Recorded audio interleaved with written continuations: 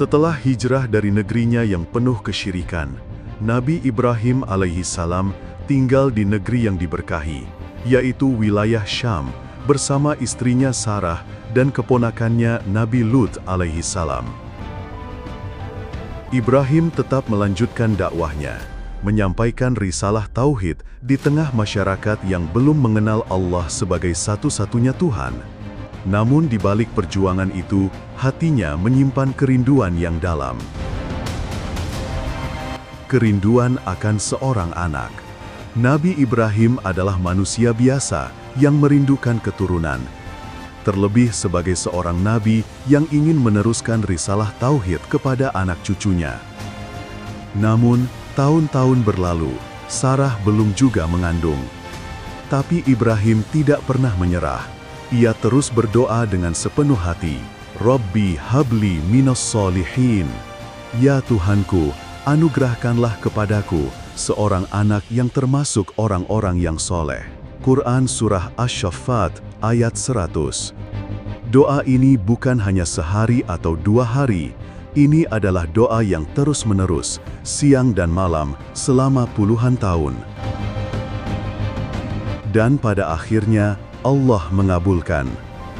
Allah mengabulkan doa Ibrahim dalam cara yang tidak disangka.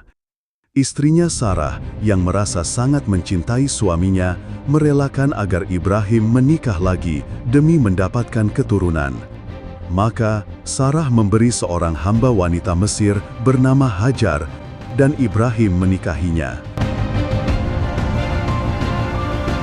Dari pernikahan inilah, lahir seorang bayi laki-laki yang kelak menjadi nabi besar. Maka, kami beri kabar gembira kepadanya dengan seorang anak yang sangat penyabar. Quran Surah Asy-Syaffat ayat 101. Bayi itu bernama Ismail. Ismail kecil tumbuh dalam cinta kasih orang tuanya. Dan Ibrahim yang telah menanti begitu lama, sangat mencintainya. Namun, cintanya kepada Allah tetap yang pertama.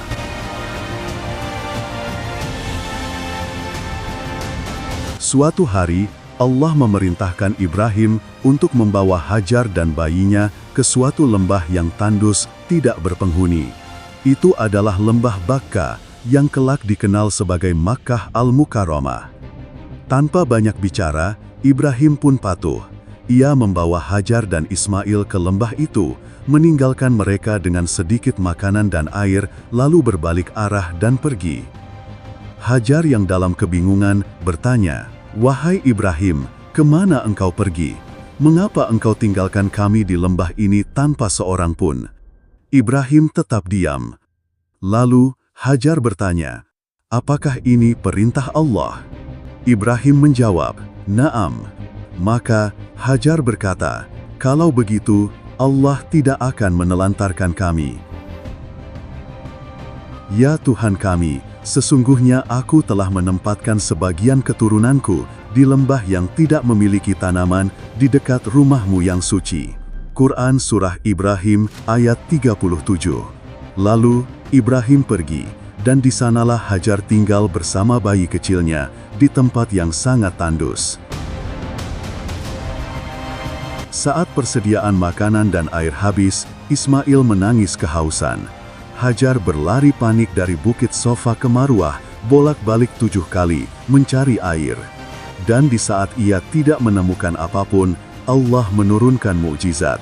Dari tanah di dekat kaki Ismail, memancarlah air jernih yang tidak pernah kering. Air Zam-Zam. Hajar berkata, "Zam-Zam, Zam-Zam," artinya berkumpullah, agar air itu tidak menyebar kemana-mana. Dari lembah gersang itulah Allah menghidupkan bumi, hingga kabilah Jurhum datang dan Makkah menjadi tempat yang ramai dan penuh berkah. Beberapa tahun berlalu, Ismail tumbuh menjadi anak yang kuat dan soleh.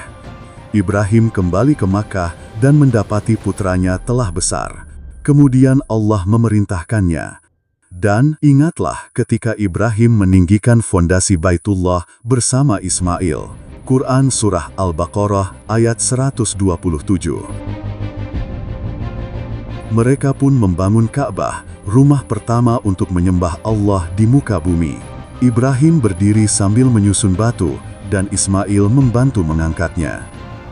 Rabbana taqabbal minna, innaka antas sami'ul alim. Ya Tuhan kami, terimalah amal dari kami, sesungguhnya Engkau Maha Mendengar, Maha Mengetahui. Quran Surah Al-Baqarah ayat 127. Dan sejak saat itu, Ka'bah menjadi kiblat umat Islam sampai akhir zaman. Kisah ini belum selesai. Allah belum selesai menguji Ibrahim. Ia sudah diuji dengan kaumnya, dengan api, dengan hijrah, dan kini dengan cinta terbesar di dalam hati seorang ayah, cinta kepada anak. Apa yang terjadi selanjutnya adalah ujian yang bahkan paling berat dari semuanya. Ujian yang akan melahirkan ritual terbesar umat Islam di bulan Dzulhijjah, ibadah kurban.